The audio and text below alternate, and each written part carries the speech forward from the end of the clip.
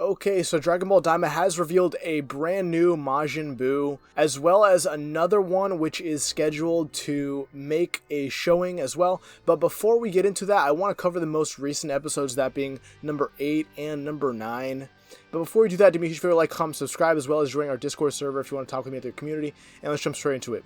So, Episode 8 starts out with Tamagami number 3 versus Goku. We have some absolutely beautiful animation. Goku uses the power pole to sweep the feet and push against the Tamagami Hammer. And remember, the whole reason why Goku's using this power pole here, or at least the in-universe reason, is that he was having reach issues due to being a kid again. But it's very nostalgic seeing him use the power pole once more. The Tamagami uses a hammer similar to Thor's hammer and uses a form of magic which enables him to use telekinesis to control where the hammer goes, and he uses it in a matter of recalling the hammer and throwing it as well.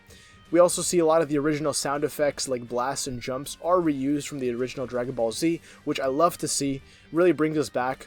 And by being crushed by the hammer, Goku ends up going Super Saiyan, which easily snaps the hammer into pieces. And I'm a huge fan of what Daima is doing here with Super Saiyan. They're being very conservative with how they use it, because something that Super did, which I wasn't a huge fan of, even towards the end of Z, is that we became numb to Super Saiyan due to having so many transformations, and it kind of kills the punch and all the build-up that we had to the original form. And a good way to counteract that is, again, revert them to kids, take a time period between Z and Super where we only have Super Saiyans 1 through 3, and be a little bit more conservative with how they use it.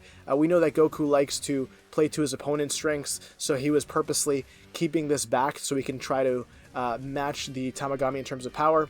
They end up having a beam struggle, and Goku ends up going Super Saiyan 2. Yes, we see the electricity, we see the sparks, we see the bangs, something that is also very nostalgic and completely got overshadowed by Super Saiyan 3 after the Cell Saga with Gohan's iconic Super Saiyan 2. We really have never seen something on that level again, besides the BoJack movie and some scenes here or there. Super Saiyan 2 was completely forgotten about, and in some cases we don't even know if they're Super Saiyan 2 or not, like in Vegeta's case. Sometimes we don't even have electricity and it's hard to tell, but we do see him go Super Saiyan 2, and the Tamagami is barely able to deflect the Kamehameha, but immediately gets elbowed in the gut, very similar to what Goku did against Raccoon or in the fight against Goku and Frieza.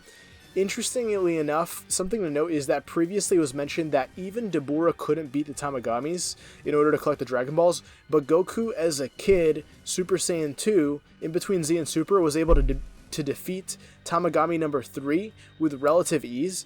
This means that Kid Goku isn't significantly weaker than adult Goku, I would say, because this is an adult Goku, again, after the Buu Saga, and as a kid Super Saiyan 2, he's still far stronger than Dabura. Keep in mind, if we go back a little bit in time, Dabura was putting in the work against Super Saiyan 2 adolescent Gohan, which was a little bit weaker than his teenage self, as noted a couple times. Vegeta, while watching that fight, was on a similar plane of strength to Goku at that time, and even Vegeta wasn't impressed with Dabura's strength in the fight against Gohan. And the fight with the Tamagami ends up with an old school magic trick with the Dragon Ball being under the cups.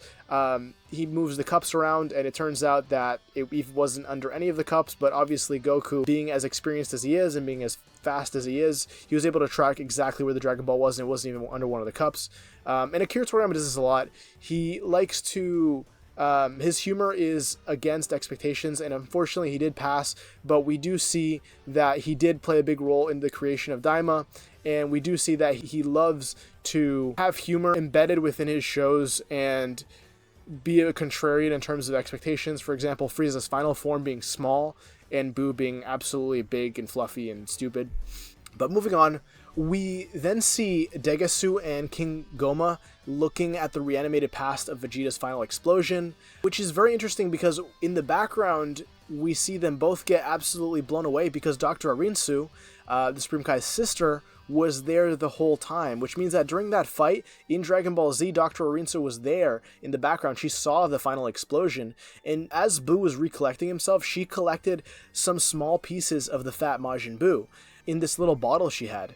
Now, on a floating island similar to Beerus's world, but within the demon realm, we see Dr. Arinsu with this witch cooking up something in a pot, which is a nod to traditional witches. This reminds me of Fortune Teller Baba, but with Dr. Hito's costume.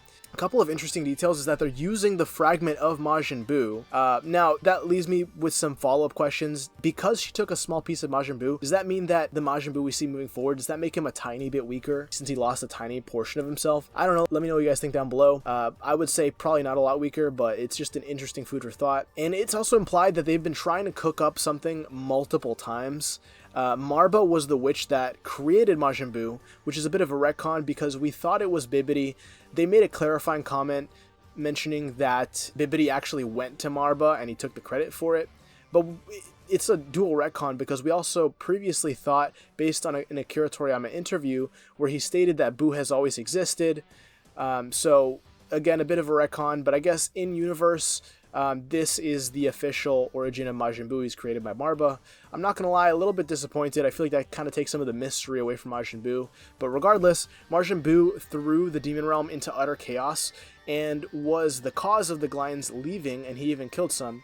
We know something similar happened to the anime-only telling of the events of Buu versus the Kais, but again, that was anime-only, so it's not exactly how the events took place, but we do know something similar happened where he was attacking some of the Kais or the Glyans, as we now know. And Marba also calls the original Buu hardly a success. It's implied that the reason why is because he was just really difficult to control, and she has Dr. Arinsu's spit to focus on control, spit in the pot to help with control. And as Geekdom 101 stated previously, we're going to have two Buus. One of them is going to be Majin Kuu, which, again, once we discuss the events that happened in episode 9, we're going to see that it was Majin Kuu that came out. And Majin Duu, which we don't have much information yet, but we can talk a little bit about him shortly. The episode number 8 ends with Hybis transporting Bulma, Piccolo, and Vegeta to the Demon Realm. And that brings us to number 9, which starts out pretty funny because Pansy and Glorio decide to keep a funny-looking hat on Goku so he doesn't stand out as the kid with the pointy hair that defeated Tamagami. And they end up looking for a hotel for the night, where in the split second that Goku takes off his hat, he's noticed by some thugs in the background at the hotel that they're staying at, a pterodactyl and a blue humanoid creature, who decide they want to steal the Dragon Ball from him. Keep in mind, this is only one of the 3 Dragon Balls in the Demon Realm that summons a dragon that looks like Porunga but is red, according to some leaks. Again, kudos to Geekdom 101. We get some cool character building moments where Goku mentions that he didn't bring a change of clothes and doesn't really want to take a shower, which makes me think that even though Goku's an adult in the body of a kid, he honestly acts so much like a kid that he might as well just be one here. The blue humanoid we saw before transforms into a werewolf and causes a commotion to distract Goku, Pansy, and the Supreme Kai, and Glorio.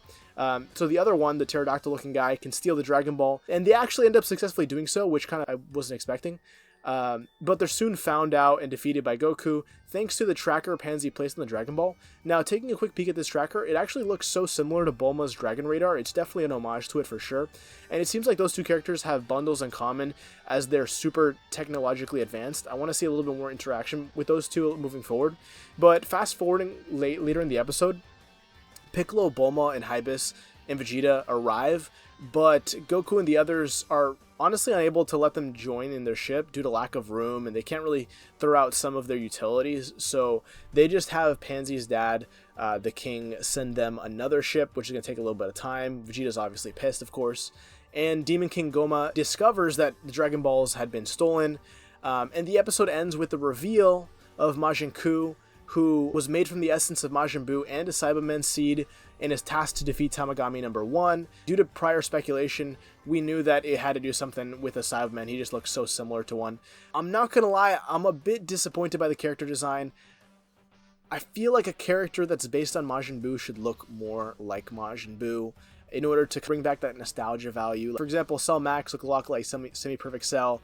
That was very nostalgic. This doesn't feel very nostalgic at all. You're just saying that it's Majin Buu's essence, but it doesn't really feel like it. You can tell that it's supposed to be similar to Kid Buu in terms of character design, but it's a bit of a stretch. A side note is that Marba implies that she used to have enough Saibaman seeds that she could sell them to outsiders. But this brings some insane implications, as the Saiyans somehow obtained the Saibaman seeds, likely from the Demon Realm, and I'm unsure of where and when that connection was made, but it seems like some deal was made way in the past. Maybe King Vegeta has a bit of a dark past with the Demon Realm, but that's something that might have more light shed on it later on. In terms of some predictions I think that Tamagami number 1 is going to be stronger than the third one, as it makes sense for them to be chronologically more powerful based on the demon world that they're found in. A reasoning for this could be that the Glyns are found in a different demon world than Hansi, who thinks that the Glyns are a bit stuck up. But if that's the case, not only is Majin Kuu likely stronger than Dabura, of course, who couldn't defeat a Tamagami, but he's also stronger than Majin Vegeta, because as we know, he's created using the essence of Fat Buu, who survived that explosion, and may even be on a level similar to Buu himself. It seems like the community doesn't really think that Majin Kuu is going to be as strong as Buu. I'm pretty optimistic. I hope so. I think it'd be pretty interesting to see how powerful they are, and I'm really curious to see how is Majin Buu going to be introduced into the story. Is he going to be a transformation of Majin Kuu? Is he going to be a separate Majin that's created? Is there going to be a fission between the two of them? Are they going to fuse later on? I'm very uncertain, but there's a lot of speculation, so let me know what you guys think down below. If you guys like more videos like this, do me a favor, like, comment, subscribe, as well as join our Discord server to catch up with me or the community, and I'll catch you in the next one.